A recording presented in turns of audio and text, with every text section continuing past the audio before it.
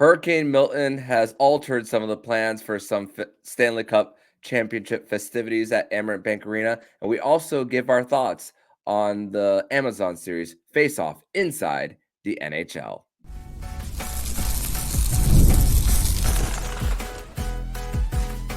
You're Locked On Panthers, your daily podcast on the Florida Panthers. Part of the Locked On Podcast Network, your team every day. And welcome into this Monday, October 7th edition of the Locked On Florida Panthers podcast, part of the Locked On Podcast Network. We're to your team every day. Thank you for making the Locked On Florida Panthers podcast your first listen of the day. I'm Armando Velez from the Hockey News. You can follow me on X at MondoMan12. Follow the show account on X and Instagram at @L_FLA Panthers. And shout out to the everydayers who come back here and get your daily Florida Panthers fix. Today's episode is brought to you by FanDuel. Place your first $5 bet and you'll get started with $200 in bonus bets, guaranteed. And you could do that all at FanDuel.com to get started. So, Panther fans, grateful to be back here on the show once again to get you guys ready for opening night, if there is an opening night on Tuesday for the Florida Panthers, and we got to adjust accordingly to everything that is going on with Mother Nature and the season that we're in hurricane season. Just 3 more weeks until it's over and that we could get on with our lives. But as Floridians, this is something that we are quite used to with the situation here, as many sporting events in the past have been postponed due to natural disasters. And hey, nothing we can do. All we can do is hope that the festivities for Tuesday night can continue, with Monday's ring ceremony unfortunately being canceled. And the Florida Panthers did announce that they will be refunding all the money all the tickets money that was purchased, that was going to be donated to the Florida Panthers Foundation. So wanted to start off the show with that little bit of housekeeping there. But to also bringing today on the show, we are going to discuss some of the moves over the weekend for the Florida Panthers, and also react to the Amazon series Inside the NHL. And we are going to give you a spoiler alert if you haven't watched it yet. If you don't care about spoilers, listen on. If you do, pause, watch it, and then come back to this. But joining me on this edition of the show to talk about all that and more, he is someone who has been on the show multiple times here. He is Florida Panthers historian Francisco Oporta. And Francisco, grateful to have you back here to discuss more of the history of this franchise and everything from the docuseries and everything. So welcome back, my friend. So I'm about to drop a huge spoiler right now. The Panthers win the cup. Wow, quite the spoiler there. I mean, Matthew Kachuck said that they will like the end. The fans would like it. So hey, that's a pretty decent spoiler right there for you from you. But a few other housekeeping notes from in the world of the Florida Panthers is that William Lockwood and Matt Kierstead were placed on waivers and they cleared, so they will be sent to Charlotte. Chris Driedger still on the roster, so the plot thickens for what they're going to do for the goaltending position. And with opening night rosters due tomorrow, any players who you wanted to put on waivers had to be placed on waivers today. So Chris Driedger was not placed there. So what are your thoughts on? I want to get your thoughts on just the overall situation for the goaltenders and just the overall roster construction, about the puzzle pieces that we're seeing with this team, because there's still waiver eligible players like Mackenzie Entwistle and Chris Driedger, and then obviously the waivers exempt guys like Nathan Stales, Vilmanis, Mackey, Giles, and Knight. So I want to get your thoughts on that. I mean, as far as the goaltender situation, I think I get it as far as how are you going to roll with Spencer Knight and Chris Driedger.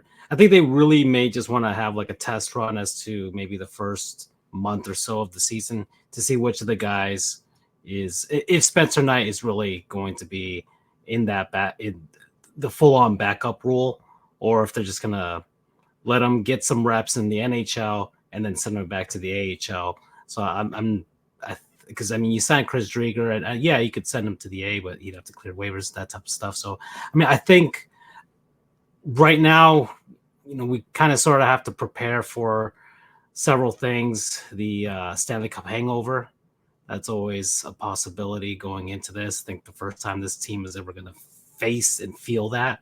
And we'll see how they react. I'm more excited to see how the new guys gel and maybe can keep the Panthers from dipping too far into that Stanley Cup hangover. But I think as far as carrying 3 goaltenders, I don't think it'll be that way for the whole season. And I think one of those guys is going to be brought down. But I think it's more or less trying to see whether Spencer Knight's ready to go for this. Absolutely. And for the Panthers, I haven't really mentioned this too much on the show at all. And now that opening night is slowly approaching, I'm just thinking about how to collect how the players are going to collect themselves emotionally from such a big night in something that we haven't seen before, with raising a banner, getting your rings, which is now going to be private, which would between the franchise and the players.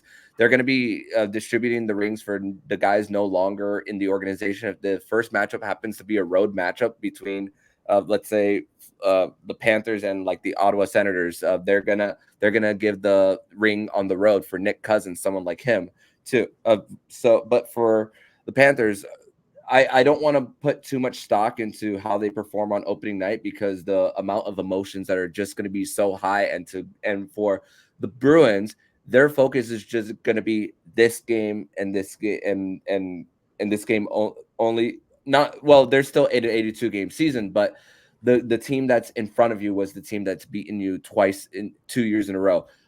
Yeah, Korpisalo is going to start even with Jeremy Swayman signing his extension, but just to get yourself back emotionally into the game of hockey on such a important night in the history of this franchise. So what have you thought about anything in regards to that? Well, I'm hoping it happens because I bought tickets. That's for sure. Yeah, I'm hoping it actually does happen. As far as the Bruins trying to rain on the parade and that type of stuff, look, we already had a parade and it was raining, so it doesn't really matter. And it's going to rain probably most likely for Tuesday.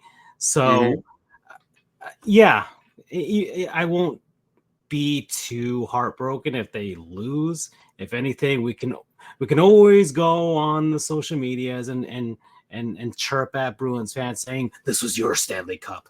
Like, just we could do that, right? If they get really high and mighty about winning that.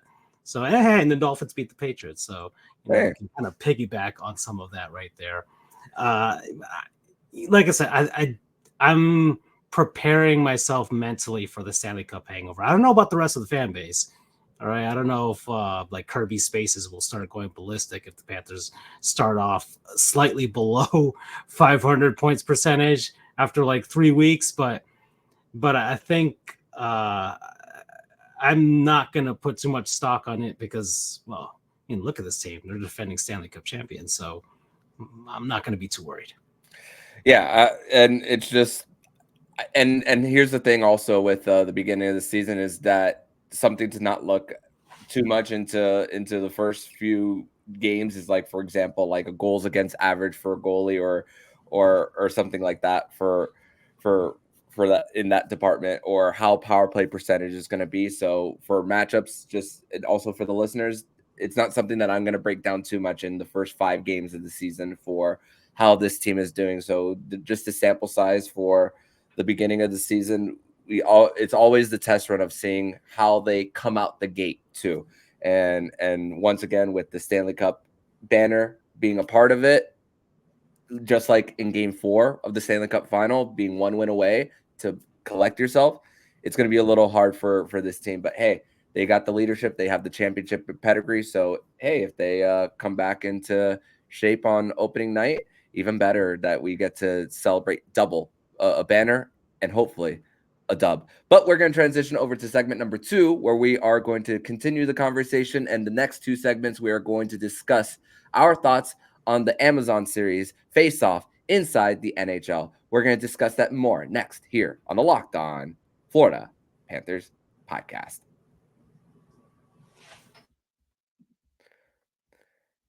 Today's episode is brought to you by Indeed.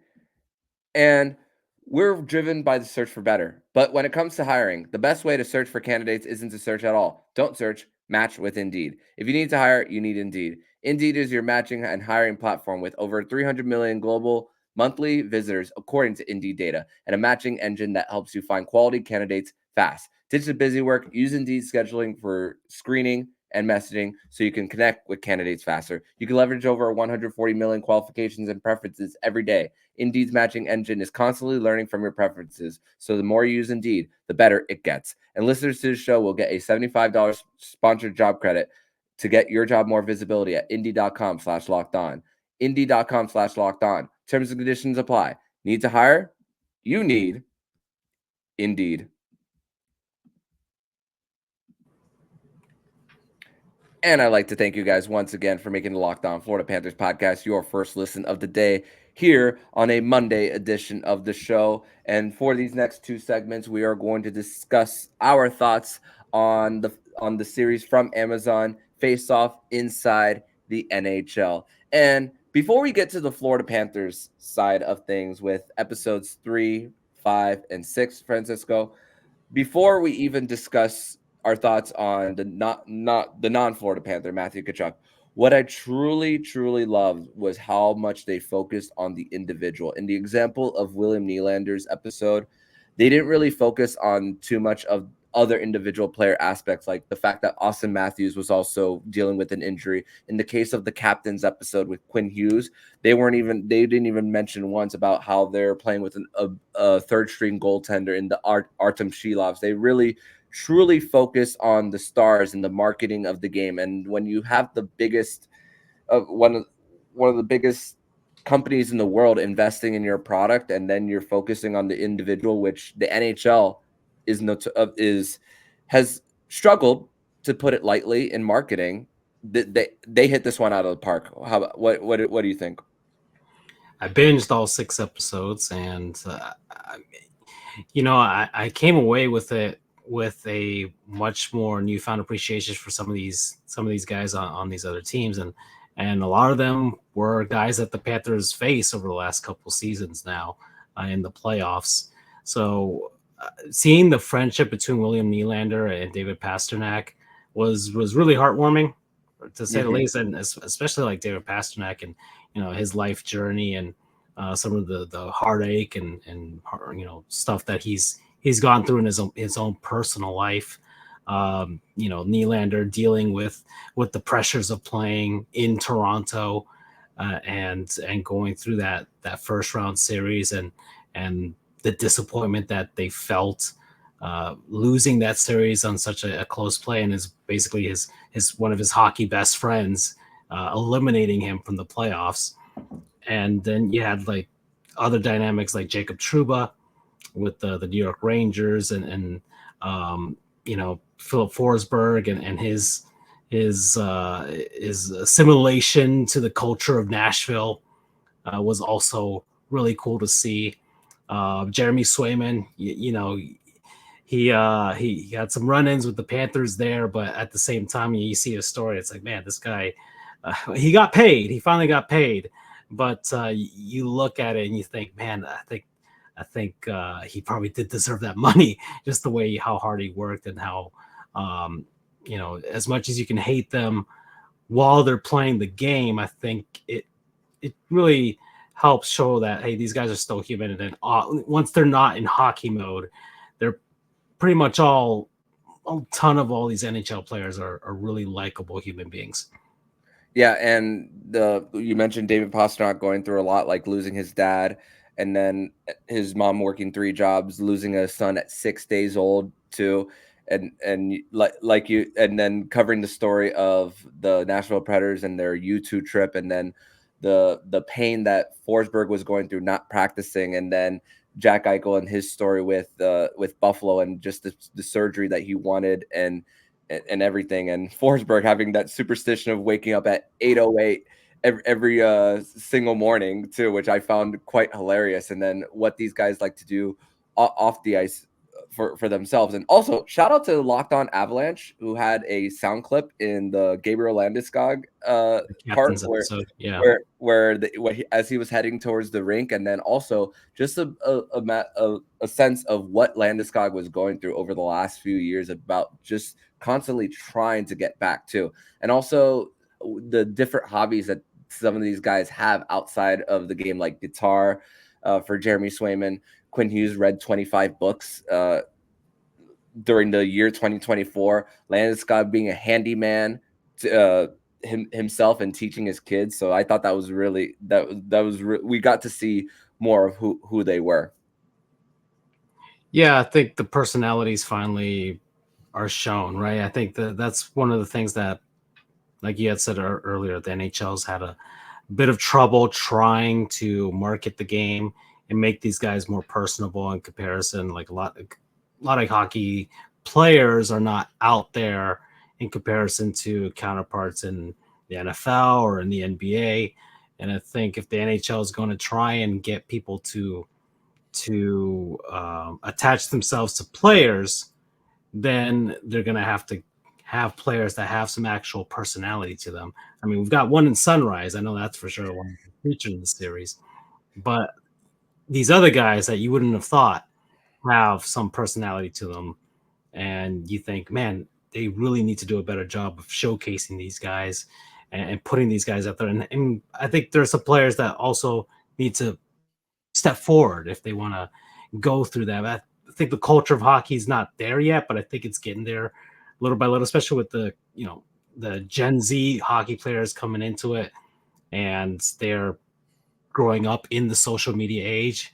Maybe a lot of them are going to be much more forthcoming and showcasing their personality in comparison to generations of the past. No doubt, and that is what we're hoping with the evolution of like social media, and also with where streaming is going. The fact that we could just search for something, and if it's marketed enough, it'll be like in our feeds when we click like our home button, and then hey, this is something interesting. And obviously with the algorithm, even though the algorithm does have its pros and cons, I will say, but that's a conversation for another day. But let's now go to the star of the Florida Panthers, Matthew Kachuck. And in the third episode, him and Jeremy Swayman, and just the two different lifestyles that they live for themselves, and also a tradition that Matthew Kachuck started before Game 6 of the Boston series, which I was in the building for that one, which was one of the wildest games that I've ever attended in person. That 7-5 game where Zach Dalpe scores, Eetu Luostarinen scored, but also just the fun and the bickering between him and Keith Kachuck as he's grilling is like, Keith was saying, you have a lot of me to thank, and then Matthew drawing back at him saying, you got a lot of me to thank for being down here with the nice weather. And then the competition constantly between him and Brady.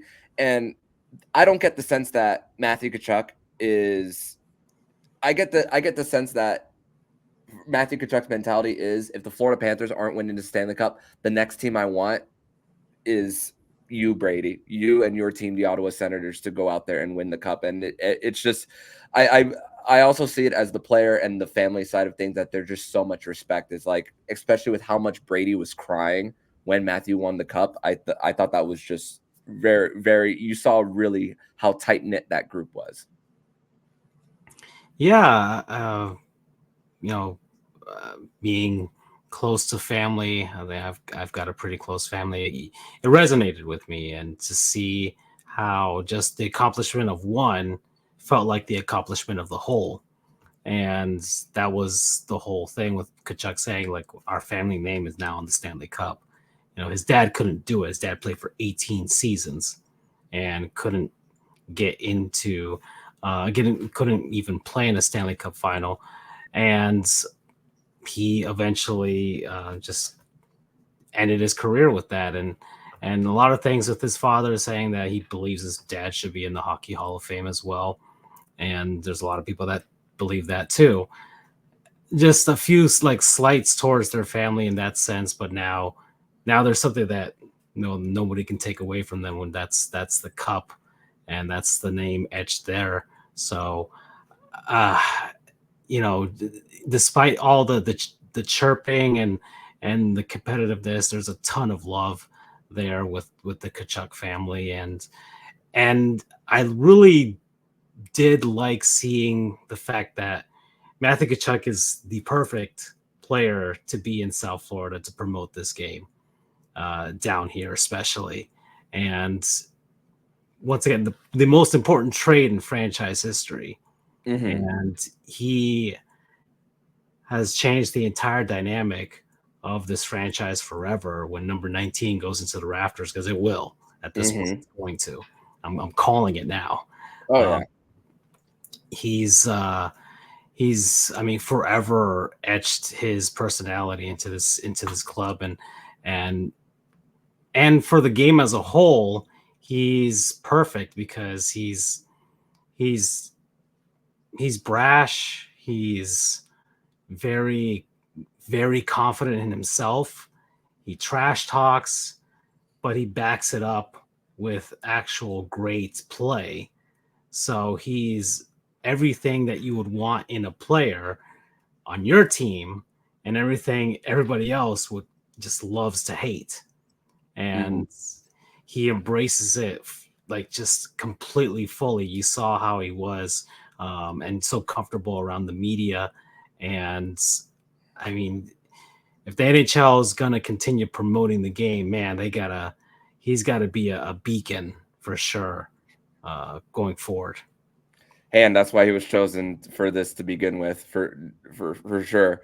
And then just the fact that no one, when it's on the ice, it's one person. When it's off, it's another. It's like, and the fact that no one's off limits. I mean, Swayman in the third episode, Connor McDavid in the fifth and sixth, for them, as we saw in the docs for them, but also for Matthew Kachuck, and for him, and just the fact that people love to hate him, and for also the injury, explaining more of what he went through with the injury with the broken sternum, about how much of the ripple effect that went all the way to his head, and the fact that the AC joint, and the fact that he felt it like near his ear.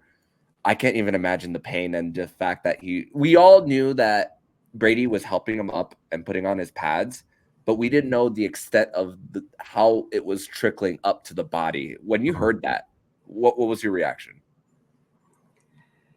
He still played game 4. Yeah. Which is amazing. He still played game 4. And I'm sure you remember the dying seconds of that game. He did have one opportunity to tie up that game. And then the buzzer sounded before. But he just could not lift his stick enough to get a shot off because he physically couldn't anymore. And if that injury was even half the amount of pain or impact, he might have tied the game. We might have had a different series completely. But unfortunately, that's not what happened. Fortunately, it fueled the Panthers in 2024. Yeah, and that drive, and for him to go after the rehab and then coming back stronger, even though it took a while, even though the points didn't produce in the very next season, the fact that the drive was there for him and the rest of the team, it's just obviously where our lives and his life is definitely different based on obviously the ending, like we spoiled, obviously. But we're going to transition over to segment number 3, where we're going to continue the conversation on the Amazon series FaceOff Inside the NHL. We're going to discuss that more next here on the Locked On Florida Panthers podcast.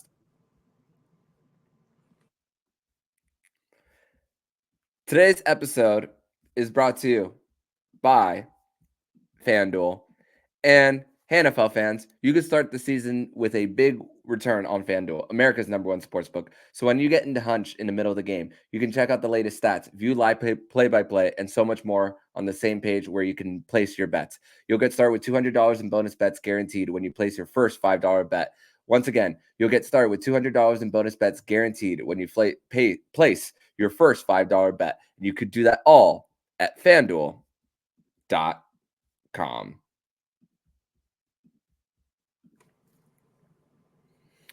And once again, I'd like to thank you guys for making the Locked On Florida Panthers podcast your first listen of the day here on a Monday, here with Florida Panthers historian Francisco Oporta, here to discuss more about the Amazon series FaceOff Inside the NHL, where we are going to focus once again on Matthew Kachuck on what was covered throughout this series. And the fifth episode, it took a little bit to get to Matthew Kachuck.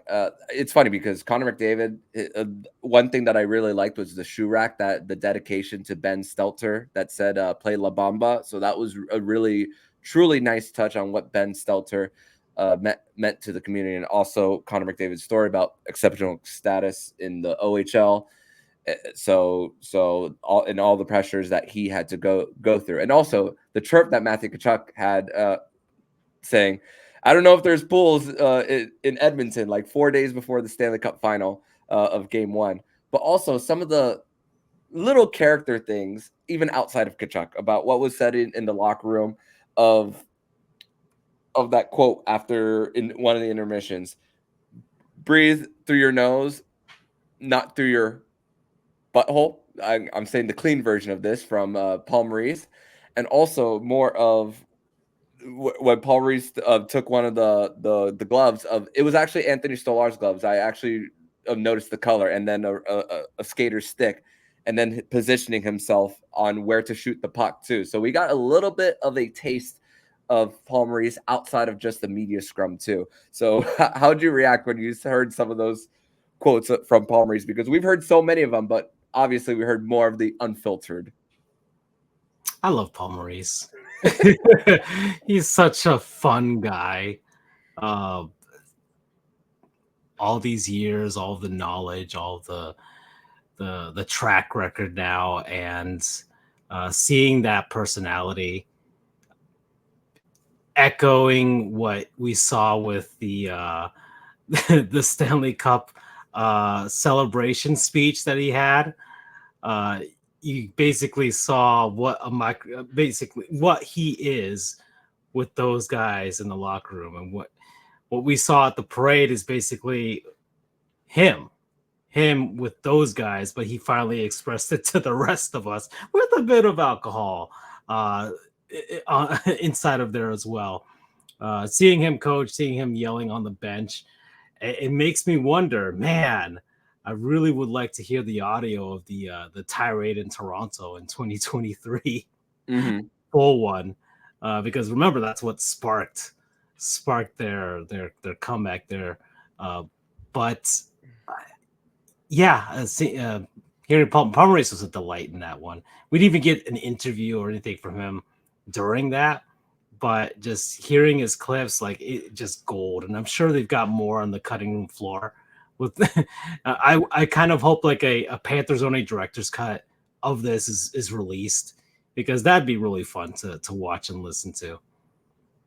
Man, the fact that you have 45 minutes of clips times 6, and then whatever wasn't there, that's like double the amount of time, triple maybe of just audio that's just not gonna, we will probably never ever see too. But so that's the. So it'll just be a mystery from here on out on that. But also going back to Matthew Kachuck and just how much of the family aspect of hockey goes back to goes into the locker room for him with I want to remind everyone just how hard it was for the Florida Panthers to even get to Edmonton in the first place due to the delays in flights and handing the puck after they won Game 3 to one of the people on the staff on helping them get there. So I want to also point that out. But here's another thing, Francisco, that I thought was really that we didn't really truly know for the Panthers. They had a players only meeting after Game 6. So the players only meetings, you got to be very strategic with them throughout the season. You have to know when to have them. And it could be, and for the Panthers to actually have this after Game 6, when you know one game is left. But if you do players only meetings a lot, the message can get stale. And we don't know how many players only meetings they've had throughout the season. That we don't have no idea. But the fact that they called for one after game 6 when they were starting to lose kind of their mojo, but also they spoke about mentally getting back into things before game 4 and how they were putting, I'm saying this phrase again, the cart before the horse when winning the cup. So when you heard that they did a players only meeting, you could only now it just, when you think about the style of play, getting back to their game in game 7, you can only imagine how much that impacted them.